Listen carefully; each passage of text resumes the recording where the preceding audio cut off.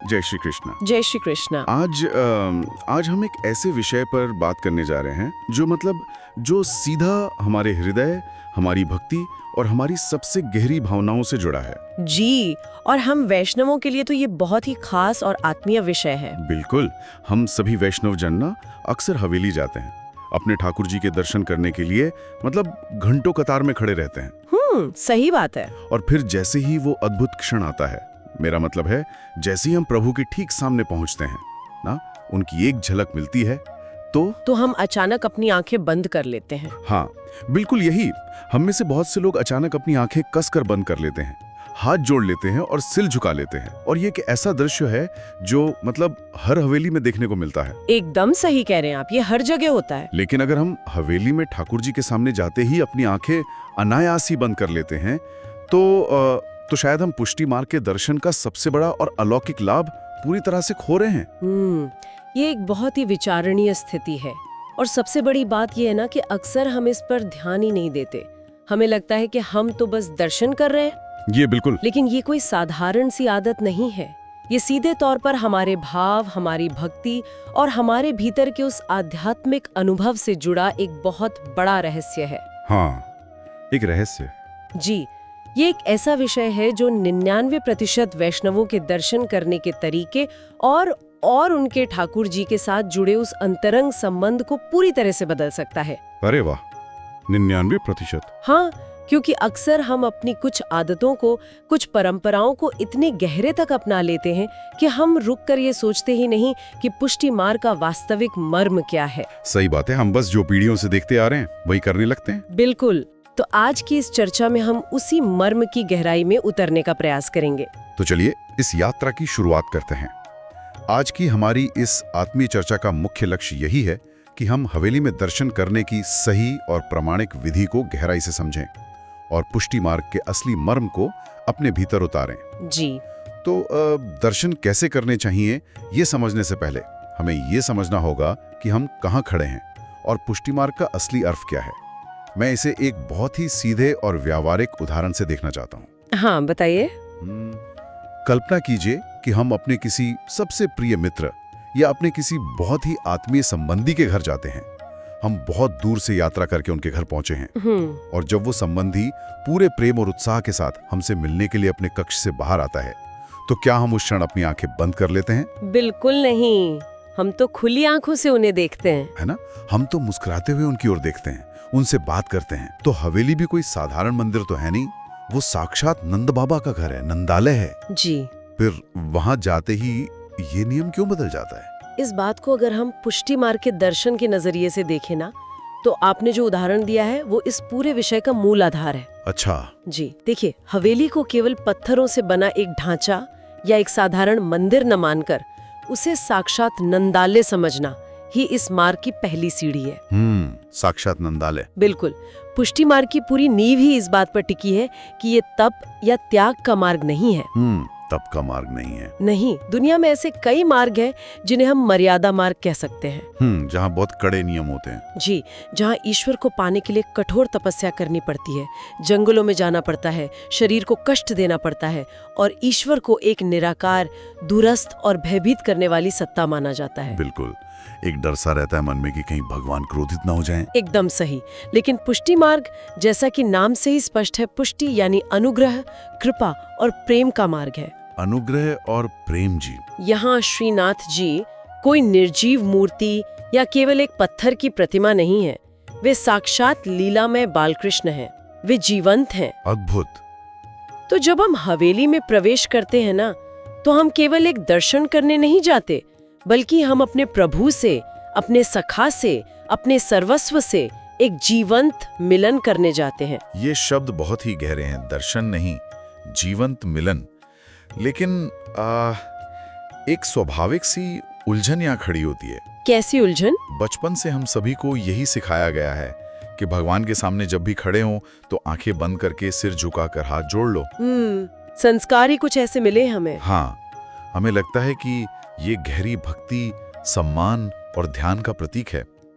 इसके अलावा एक बहुत ही व्यवहारिक समस्या भी है ना। जी, बताइए। जब हम हवेली में होते हैं तो वहाँ भारी भीड़ होती है, पीछे से धक्का मुक्की हो रही होती है और शोर शराबा भी बहुत होता है। ये तो है, काफी भीड़ भाड़ रहती है।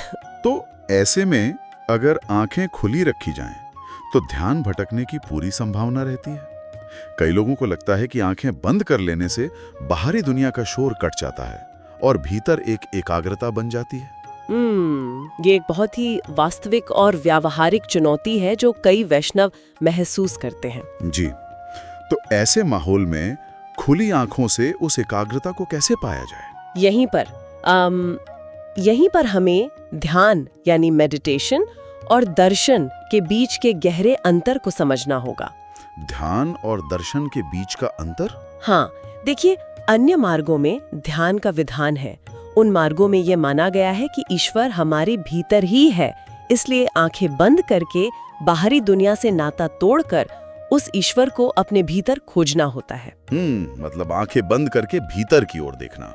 बिल्कुल, वहाँ बाहरी शोर से बचने के लिए आंखें बंद करना पूरी तरह तार्किक है, लेकिन पुष्टि मार्ग का स्वरूप इससे बिल्कुल अलग है। कैसे अलग है? यहाँ साक्षात भगवान स्वयं दर्शन देने के लिए सामने विराजमान है। उन्होंने हम पर अनुग्रह किया है, कृपा की है और वे स्वयं हमारे सामने प्रकट हुए हैं। जी। तो जब प्रभु स्वयं अनंत प्रेम से सामने खड़े हैं, तो आंखें बंद करके उन्हें अपने भीतर खोजना सर्वथा अनुचित है। ये तो बहुत ही अद्भुत दृष्टिकोण है। मतलब प्रभु स्वयं चलकर सज धज कर दर्शन देने आए हैं और हम कह रहे हैं कि नहीं, हम तो आपको बाहर नहीं, अपने भीतर ही खोजेंगे।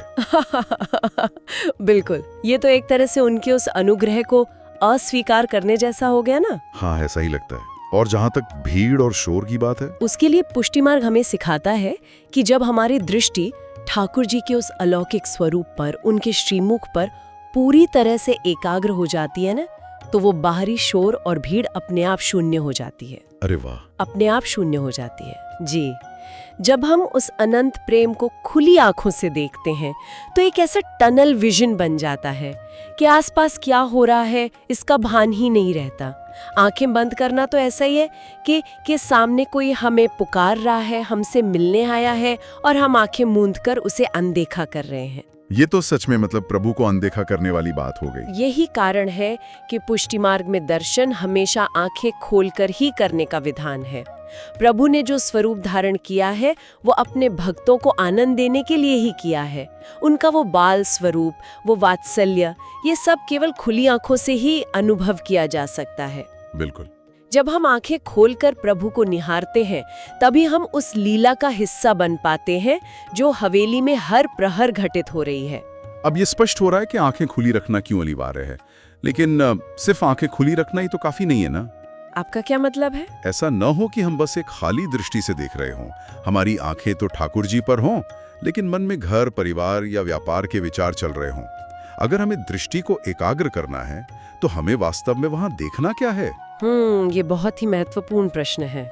इस देखने की प्रक्रिया को एक गहरा आध्यात्मिक अनुभव कैसे बनाया जाए? इसके लिए हमें हवेली के भीतर के अलौकिक श्रृंगार के महत्व और उसके पीछे के अथाह भाव को गहराई से समझना होगा। पुष्टि मार्ग में श्रृंगार केवल प्रभु को सजाने की एक साधारण सी प्रक्रिया नहीं है। अच्छा, तो ये क्या है? ये एक अत्यंत गहन भक्ति और भाव का प्रत्यक्ष प्रकटीकरण है। आप मुखिया जी द्वारा किए गए ठाकुर जी के अद्भुत श्रृंगार को देखिए। उनका मुकुट, वस्त्र, आभूषण और मस्तक पर सजा वो सुंदर तिलक। जी, हर दिन वो श्रृंगार इतना अलग और इतना मनमोहक होता है।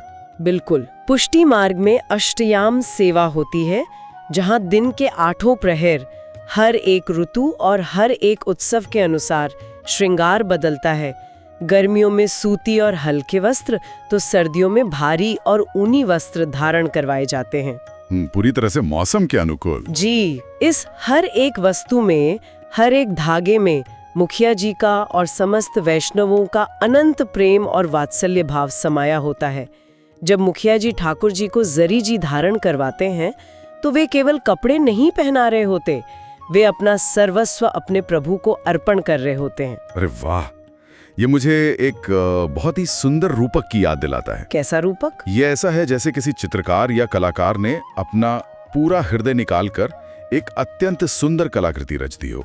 मतलब किसी ने अपने निर्मल प्रेम को आभूषणों और वस्त्रों का रूप दे दिया हो। बहुत ही सुंदर बात कही आपने। तो अगर हम उस समय अपनी आंखें बंद कर लें, तो हम उस अलौकिक सौंदर्य और उस दिव्य रस से पूरी तरह वंचित रह जाएंगे ना। बिल्कुल रह जाएंगे। जो मेहनत, जो असीम भाव मुखिया जी ने उस श्रृंगार में डाला है, आंखें बंद करके हम तो एक तरह से उस प्रेम का, उस भाव का सम्मान ही नहीं कर रहे हैं। आपने इसे बहुत ही सटीकता से पकड़ा है। पुष्टि मार्ग में दर्शन का वास्तविक अर्थ ही है रसपान करना। रसपान। जी। इसे संतों की भाषा में नेत्रों से रसपान करना कहा जाता है। नेत्रों से रसपान। जी, जैसे हम किसी अत्यंत स्वादिष्ट पेय को धीरे धीरे पीते हैं, उसके हर घूंट का आनंद लेते हैं, वैसे ही अपनी खुली आंखों से प्रभु के उस अलौकिक सौंदर्य का रसपान करना होता है। क्या बात है। प्रभु के हर एक अंग का दर्शन करके उस छवि, उस विशेष श्रृंगार को और उस भाव को अपने हृदय में पूरी तरह से बसा लेना ही सच्ची सेवा है। ये रसपान तभी संभव है जब हमारी आंखें पूरी तरह से खुली हों। जी, और हमारी दृष्टि प्रभु के स्वरूप की हर एक बारीकी पर एकाग्र हो। बिल्कुल। तो अब जब हम ये जान गए हैं कि खुली आंखों से उस दिव्य श्रृंगार का रसपान करना है, तो एक बहुत ही व्यवहारिक और तकनीकी सवाल मन में आता है। पूछिए। दर्शन की सही और पारंपरिक प्रक्रिया क्या होनी चाहिए? मतलब जब एक वैष्णव हवेली में ठाकुर जी के सम्मुख खड़ा होता है, तो सबसे पहले उसकी दृष्टि कहाँ जानी चाहिए? हाँ, ये विधि समझना बहुत जरूरी है। इसका सही क्रम क्या है? क्योंकि अगर हम अचानक सब कुछ एक साथ देखने की कोशिश करेंगे या सीधे उनके मुख की ओर देखेंगे, तो शायद हम उस पूरे भाव को ठीक से आत्मसात नहीं कर पाएंगे। एकदम सही कह रहे हैं आप। यहाँ हमें उस प्रामाणिक और वैज्ञानिक विधि को समझना होगा जो हमारे पूर्वाचार्यों ने बताई है। जी। ये विधि हमारे भावों को एक सीढ़ी की तरह धीरे धीरे आनंद के शिखर तक ले जाती है। जब आप हवेली में प्रभु के सम्मुख पहुंचते हैं, तो सबसे पहले अपनी दृष्टि सीधे उनके मुख पर नहीं ले जानी चाहिए। अच्छा, सीधे मुख पे नहीं? नहीं, दर्शन की शुरुआत हमेशा प्रभु के श्री चरणारविंद यानी उनके कमल रूपी चरणों से होनी चाहिए। सबसे पहले अपनी दृष्टि को वहीं केंद्रित करना चाहिए। ये बहुत रोचक है। चरणों पर ही सबसे पहले क्यों? हम अक्सर किसी से मिलते हैं तो सबसे पहले उसका चेहरा देखते हैं ना।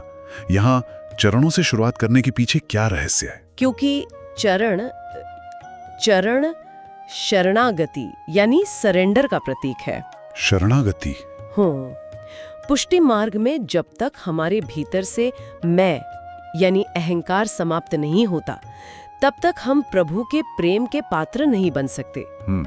जब हम प्रभु के चरणों का दर्शन करते हैं, तो हम अपना अहंकार छोड़ रहे होते हैं। मतलब हम पूरी तरह से झुक रहे होते हैं भीतर से। जी, हम ये स्वीकार कर रहे होते हैं कि हम पूरी तरह से उनके आश्रित हैं, हम उनके सेवक हैं। ये दास भाव और दीनता की शुरुआत है। बिल्कुल। श्री चरणारविंद के दर्शन से हृदय में एक गहरी नम्रता आती है, जो आगे के दर्शन के लिए हमारे अंतःकरण को शुद्ध करती है। ये तो बिल्कुल वैसा ही है जैसे हम किसी बहुत ही प्रिय व्यक्ति का लिखा हुआ कोई प्रेम भरा पत्र पढ़ते हैं। कैसे? मतलब हम सीधे पन्ने के अंत में जाकर हस्ताक्षर नहीं पढ़ लेते। हम शुरुआत से एक एक पंक्ति, एक एक शब्द पढ़ते हैं, ताकि हम उस पत्र में छुपी पूरी भावना को महसूस कर सकें।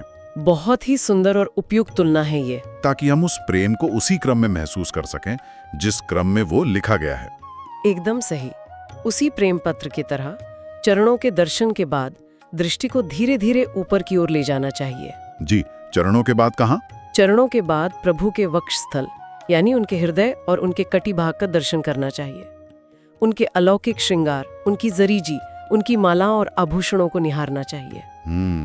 जहाँ वे सारे आभूषण धारण करते हैं। जी, वक्षस्थल वह स्थान है जहाँ कौस्तुभ मणि विराजमान है, और यही वह स्थान है जहाँ प्रभु का अपने भक्तों के लिए अनंत प्रेम निवास करता है। अरे वाह! जब हम उनके हृदय स्थल और उन आभूषणों को देखते हैं, तो हम वास्तव में उस वात्सल्य और प्रेम को महसूस कर रहे होते हैं जो ठाकुर जी अपने भक्तों के लिए धारण किए हुए हैं। यानी ये एक पूरी यात्रा है।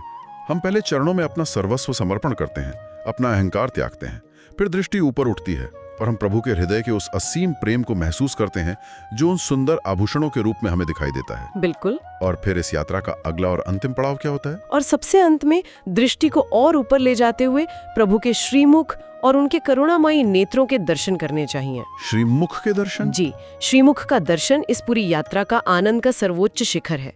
उनके नेत्रों में जो असीम करुणा है, जो अनुग्रह है, और उनके अधरों पर जो एक मंद मंद मुस्कान है, उसे अपनी आंखों से पी लेना है।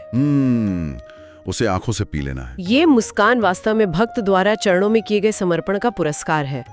इस पूरी प्रक्रिया में मन पूर्णतः भाव में डूबा होना चाहिए और आंखें पूरी तरह खुली रहनी चाहिए। जी। चरण से शुरू होकर श्रीमुख तक की ये यात्रा वास्तव में एक भक्त की शरणागति से लेकर प्रभु के पूर्ण अनुग्रह को प्राप्त करने तक की एक संपूर्ण आध्यात्मिक यात्रा है। ये विधि तो वाकई बहुत गहरी और भावपूर्ण है। चरण, फिर वक्षस्थल और श्रृंगार और अंत में श्रीमुख। इस पूरी प्रक्रिया से हम ठाकुर जी के स्वरूप को अपने भीतर उतार लेते हैं। बिल्कुल। लेकिन यहाँ एक और प्रश्न उठता है। बताइए। अगर दर्शन के समय आंखें खुली ही रखनी है, तो फिर वो क्षण कब आता है जब हम उस छवि को, उस दिव्य स्वरूप को अपने अंतर्मन में उतारते हैं?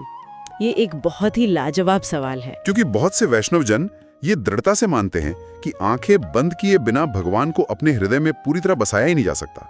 और मैं यहाँ एक बहुत बड़ी गलती को महसूस कर पा रहा हूँ जो अक्सर हम वैष्णव अनजाने में कर बैठते हैं। कौन सी गलती? शायद हमारी गलती आंखें बंद करना नहीं है, बल्कि गलत समय पर आंखें बंद करना है।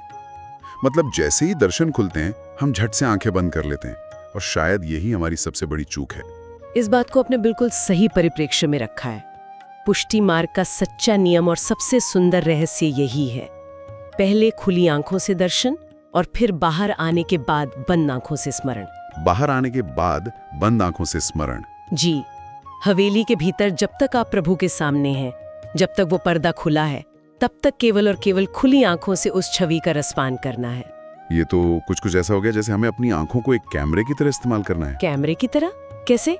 मतलब जब हम हवेली के भीतर हैं तो हमें उस दिव्य श्रृंगार, उस भाव, उन वस्त्रों की सिलवटों और उस करुणामयी मुस्कान की ढेर सारी तस्वीरें खींचनी है अपनी आंखों से। जी बिल्कुल। और फिर जब हम दर्शन करके बाहर आ जाएं, तब हमें अपने हृदय के उस शांत डार्क रूम में जाकर उन तस्वीरों को डेवलप करना है। क्या बात है! ये कैमरे और डार्क रूम का उदाहरण इस प्रक्रिया को समझने के लिए एकदम सटीक है। हवेली के बाहर आकर जो हम करते हैं ना, जी, पुष्टि मार्ग की भाषा में उसे ही स्मरण कहा जाता है। स्मरण हो। जब आपके दर्शन पूर्ण हो जाएं, जी, जब आप हवेली के उस मुख्य कक्ष से बाहर आएं, तब कहीं एकांत में शांति से बैठकर अपनी आंखें बंद करनी चाहिए। जी। और फिर उसी दिव्य छवि को अपने अंदर अनुभव करने का प्रयास करना चाहिए। आपको बंद आंखों से ये सोचना चाहिए कि आज प्रभु ने कौन से रंग की जरीजी धारण की थी। उनका मुकुट कैसा था? हाँ, उनका मुकुट किस शैली का था? उनके श्रीमुख पर आज कैसी छटा थी? उन्होंने कौन कौन सी मालाएं धारण की थी? जी। अगर आपने हवेली के अंदर ठाकुर जी के सामने ही अपनी आंखें बंद कर ली, तो बाहर आकर आप स्मरण किस चीज का करेंगे? आपके पास तो कोई स्मृति, कोई छवि होगी ही नहीं ना। बिल्कुल सही बात है। कैमरे का लेंस ही बंद रह गया तो तस्वीर कैसे आएगी? एकदम सही। इसलिए अंदर पूरी तरह खुली आंखें और बाहर आकर बंद आंखें, यही पुष्टि मार्ग का सच्चा और प्रामाणिक भाव है। ये चर्चा तो वास्तव में हमारी आंखें खोलने वाली रही हो, शाब्दिक अर्थ में भी और एक गहरे आध्यात्मिक अर्थ में भी। जी बिल्कुल। आज हमने ये समझा कि पुष्टि मार्ग कठोर तप का या भय का मार्ग नहीं है, बल्कि ये अनुग्रह, कृपा और शुद्ध प्रेम का मार्ग है, जहां हवेली कोई साधारण इमारत नहीं बल्कि साक्षात नंदालय है, और ठाकुर जी कोई निर्जीव प्रतिमा नहीं बल्कि हमारे लीलामय बालकृष्ण हैं। एकदम सही सार निकाला है आपने। यहाँ ध्यान करके भीतर खोजने की आवश्यकता नहीं है, बल्कि दर्शन करके और रसपान करके उन्हें सामने अनुभव करना है। जी। और सबसे महत्वपूर्ण बात, दर्शन का वो सही क्रम, श्री चरणारविंद से शरणागति की शुरुआत, वक्षस्थल पर प्रेम की अनुभूति, और अंत में श्रीमुख पर उस परम आनंद की प्राप्ति, और अंत में हवेली के बाहर आकर उस छवि का शांत मन से स्मरण करना। इस पूरी चर्चा को समेटते हुए मैं अंत में एक ऐसा विचार छोड़कर जाना चाहूंगी जो शायद हम सबको एक नई दृष्टि दे सके। जी अवश्य, बताइए। हम सबने आज ये सीखा कि हवेली के भीतर आंखें खुली रखना क्यों आवश्यक है, लेकिन अगर हम हवेली के भीतर आंखें खोलकर साक्षात प्रभु के उस दिव्य स्वरूप के दर्शन करना सीख जाते हैं ना, तो क्या ये छोटी सी क्रिया हमें हवेली के बाहर के दुनिया को देखने का एक नया नजरिया नहीं दे सकती? शायद ये नियम हमें ये भी सिखाता है कि हमें अपनी आंखें जीवन की सच्चाइयों से या बाहरी संसार से चुरानी नहीं चाहिए। बहुत गहरी बात है ये। जिस तरह हम हवेली में खुली आंखों से ठाकुर जी की लीला देखते हैं, उसी तरह हमें इस बाहरी संसार में भी अपनी आंखें खुली रखनी चाहिए, ताकि हम हर जीव में, हर परिस्थिति में और अपने हर रोजमर्रा के कार्य में ठाकुर जी की उसी कृपा और उनके उसी अनुग्रह को देख सकें। बिल्कुल। जब हम आंखें खोलकर उन्हें निहारना सीख लेते हैं तो वे हमारे जीवन का एक जीवंत और अटूट हिस्सा बन जाते हैं। यह एक भक्त और भगवान के बीच की दूरी मिटाकर उसे एक अंतरंग प्रेमपूर्ण सखा भाव में बदल देने की चाबी है। ये सचमुच एक अत्यंत अद्भुत और गहरा विचार है। हवेली के भीतर खुली आंखों से दर्शन करना और फिर उसी खुली दृष्टि से इस संसार में भी प्रभु की लीला और कृपा को देखना। अगली बार जब भी किसी वैष्णव को हवेली जाने का अवसर मिले तो मेरी यही प्रार्थना है कि इस दिव्य नियम का अवश्य पालन किया जाए। ठाकुर जी के उस मनमोहक स्वरूप को, उनके उस अथाह प्रेम को जी भरकर अपनी खुली आंखों से निहारा जाए और फिर बाहर आकर उसे अपने हृदय में हमेशा के लिए बसा लिया जाए।